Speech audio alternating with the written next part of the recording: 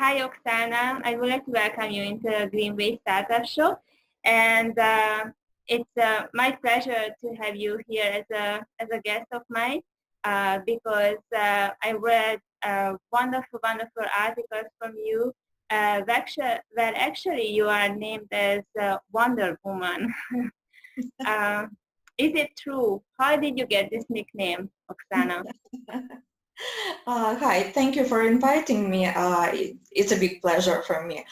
As for how I got this nickname, I was included in the list of 100 inspiring businesswomen in Ireland, and it was an article about me, and the title of article, for some reason the journalist decided to call that it's a woman you have to know, it's Wonder Woman.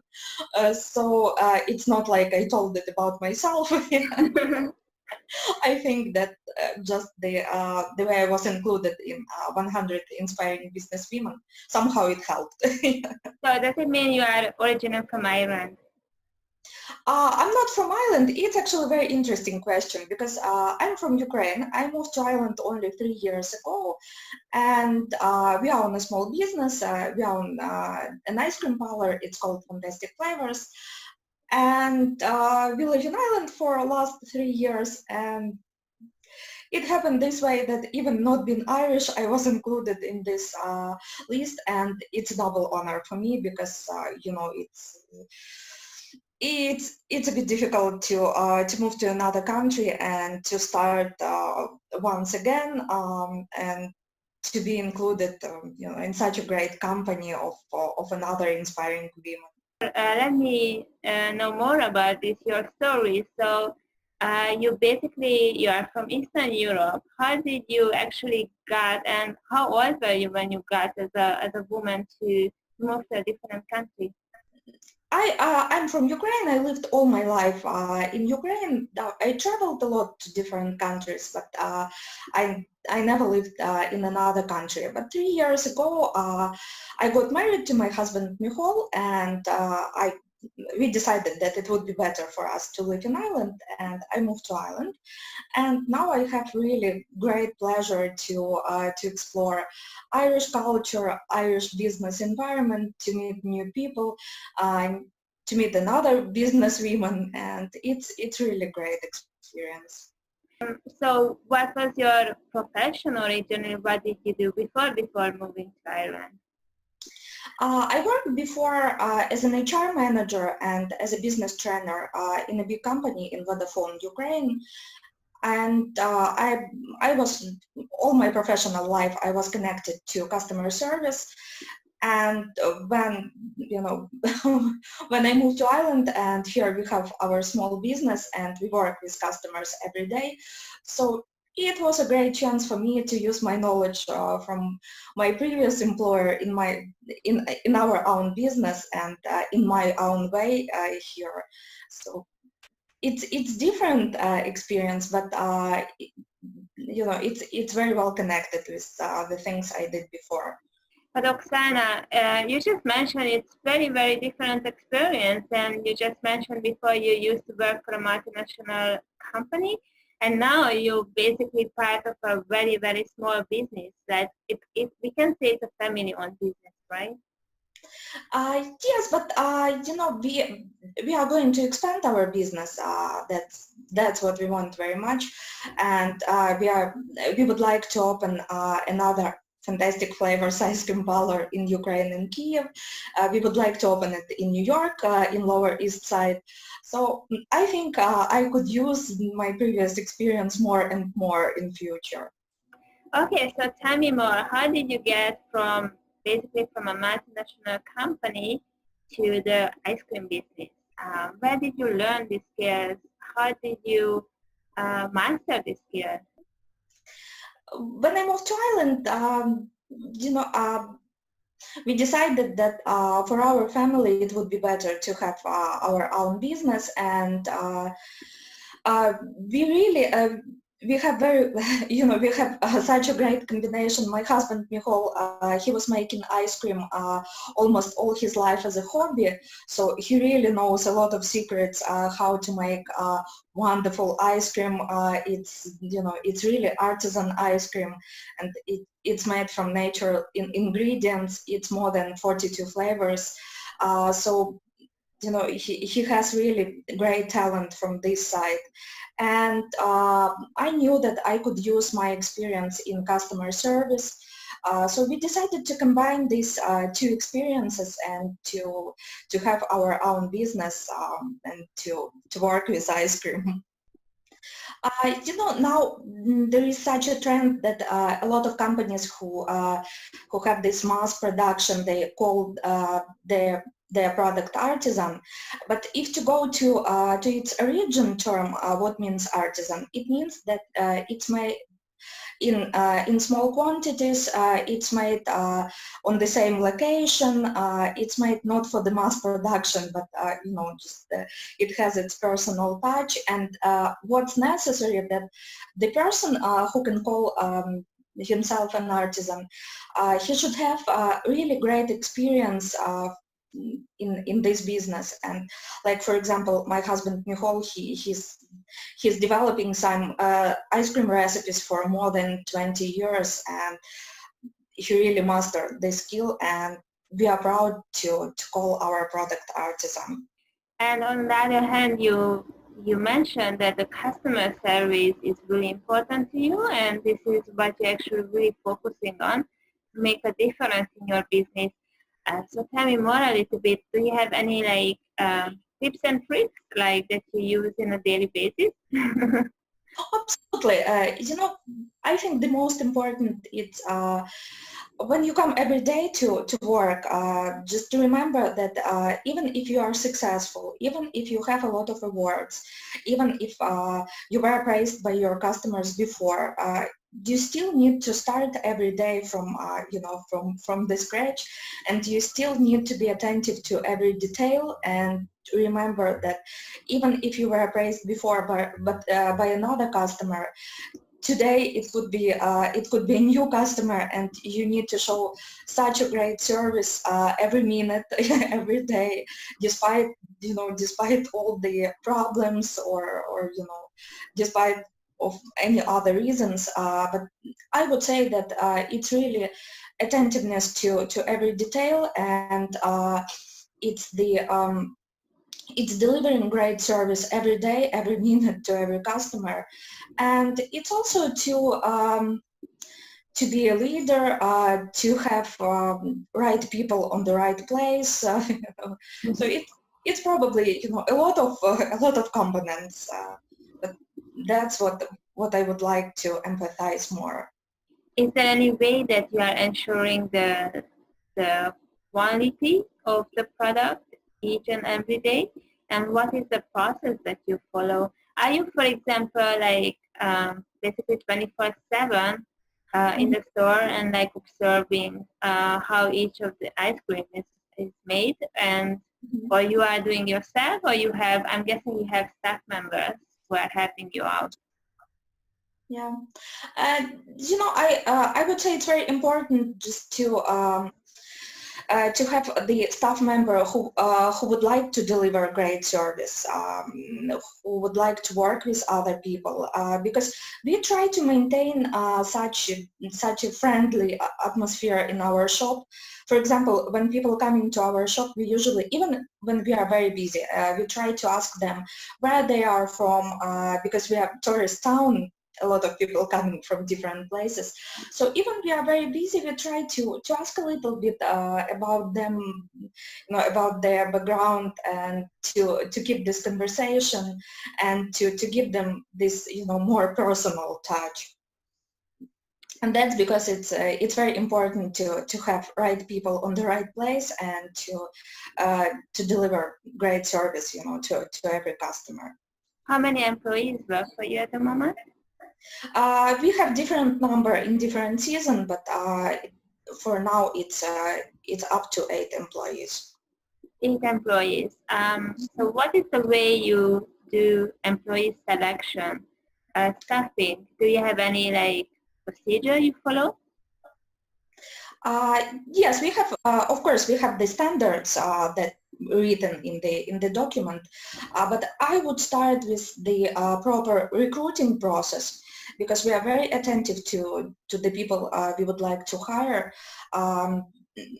We're also very attentive to initial to introductive training because of course we hire people from different background and in order they deliver great service in the same way to every customer, we need to deliver the proper training to them. We teach by our own example, and you find that it's very important. It's more part-time work because it allows us to be very flexible, and it also very beneficial for our staff because a lot of them, they're young people who still studying, so it's very comfortable for them to have ability to study and to have ability to get some work experience as well. That's really great. And what about you? How many hours do you work, or how many hours you spend in the shop in a day, and how do you handle that with your own family? It depends on the season, of course, because, for example, summer season, it's the busiest season for us. And like sometimes my husband, Miceal, he leaves to work at 5 a.m. to make ice cream. I usually leaving later. Usually I spend about 6 hours a day because we're having a small baby. We're expecting another baby now. So that's because it's, I try to combine both sides of our life. So it depends on the season, really. Do you have any other product like out of season that you actually like bring in and introduce to actually to work with the lower season for ice cream? Do you have cakes, cookies on the end? Oh, absolutely. Ice cream, it's our main product. We are very famous, first of all, with ice cream, but we have a lot of other products. We serve great coffees and teas. We have New York style cheesecakes. And yeah, that's actually our our specialty as well. We have pizzas, we have crepes, we have we have cookies, just different desserts with ice cream. So we have all the time non-dairy ice cream. We have different kind of sorbets. Like for example, we have absolutely beautiful lemon sorbet. We have mango sorbet, strawberry, and so on. We have them on the regular basis because just almost every day we have customers who cannot have dairy ice cream.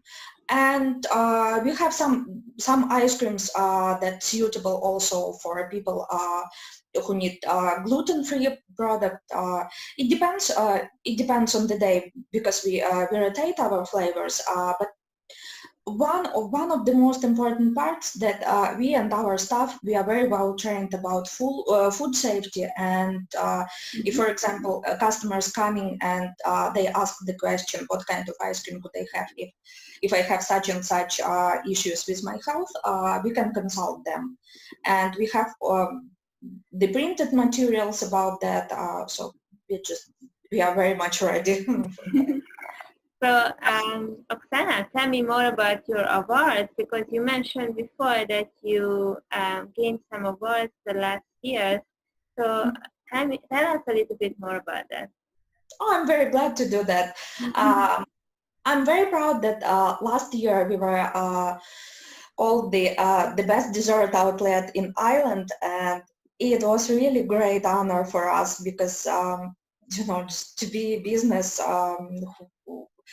in last year we were only 4 years old business, and we were called the best in this category in the country, and it was really great. And it was very pleasant for us because we tried to work very hard, and it was very nice that it was recognized. And it wasn't the only one award. We were nominated this year as one of the best Irish cafes, and we were the finalist of this nomination. In previous years, we were in different ratings in different media. We were one of the top 5 ice cream parlor in Ireland. We were mentioned by different food critics. And also the award, which I'm very proud. I just, when I try to talk about that, I almost have tears in my eyes. I got the proclamation from United States Congress, and sorry. It's so nice to see. It's really, I was blessed that I got this award, and I couldn't believe when I got it.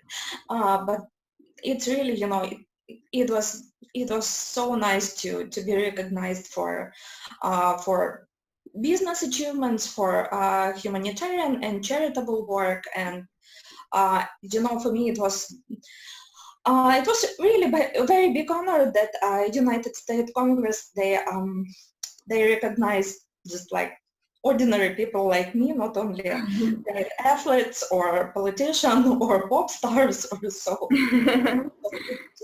I'm very proud of this award as well. So what do you think, what actually helped you to get this award? I think that, it's very nice that all these awards, they work not only for our business, but like, for example, when I got the proclamation from United States Congress, my husband Miceal and me, we were called the tourism ambassadors of Ireland to United States, and it was really great to know that these awards, they work not only for us, but they promote you all the town where we live and we work, and they put it on the map and they show it to more and more people who could choose it as a tourist destination. So I think it's it's, of course it's nice for us as well, but it does a lot to local community, I would say, and it makes me proud once again of that. I'm not sure that I read it well in the interview with you, but thanks to this award, your ice cream got basically served on an airline or something like that? Oh, that's that's very interesting experience as well, because after we were nominated as a tourist ambassadors, we were invited to the launch of the first transatlantic flight from Cork Airport to United States. And it was really a historical event, because Cork Airport expected for launch of the flights to United States for more than 50 years. And it was a great achievement for the airport, and it was really a great event, and we were happy to be part of this event. And after that, we were invited a few more times for different celebrations in Cork Airport, and we are glad that now people could fly from Cork to United States. It's very affordable. It's very comfortable because people they don't have to go to Dublin. So it was a great chance to promote once again the tourism between Ireland and United States. Very nice. And how did you get to the idea to expand your business to different countries? You mentioned that you're not planning to extend in Ireland, but basically in Ukraine and as well as in New York City. Right. We live in Ireland now, but I'm from Ukraine, and my husband Miceal, he lived many years in the United States, and he calls New York home. So it would be nice for us to keep connection to those places. And that's because we decided that we would like our business to grow, and it would be perfect place where to grow. So basically, you also feel home in New York City, so you are comfortable like opening a new store, a new shop in New York City? Yes, we think it would be a great chance for our business to expand. And of course, we would like also to franchise our business, so it's another option to expand our business. Do you have any specific location at the moment in New York City you are considering to open a shop? For a moment, we exploring different options. So I wouldn't say that we stopped at specific locations, but for now we're just making this exploring work. The same about Ukraine. And when you open up two new locations on the two different parts of the world, how do you plan to organize your daily life? Are you planning to fly two of you to different countries to manage the opening, or you decided to do it like in a different time? And I think that in 21st century, people should be mobile to to expand their businesses, and it's not a problem really. And you mentioned the option for franchise as well, right? Yes, it's another option to expand our business. We're thinking about franchising business as well. Do you have any detailed concept for the franchising system? Or have you made any thoughts about that, or it's just an idea at the moment? It's a bit more than idea because we are preparing all the documents for that, and we were contacted by different people.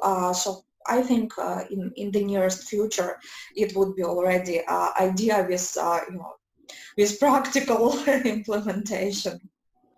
Do you have any plan opening up further shops outside of New York City in the U.S.? Maybe in future, why not? So what is the planned opening time for New York? I would say that we would need at least 1 year to prepare to explore all the options and to prepare for that, because anyway it's a big step for our small business. And what is your favorite ice cream? You mentioned you have like 40 different kinds of ice cream. What is your absolute favorite one? I would say we have more than 60 flavors, but in all the advertising materials we say more than 42 flavors, because when we got to 42 we just were so tired to print new materials every time we have a new flavor, so we stopped at the number 42 and more, but indeed it's more than 60, and I like ice cream. I like it absolutely a lot. And I like different flavors, but I would say that I like a lot passion fruit ice cream.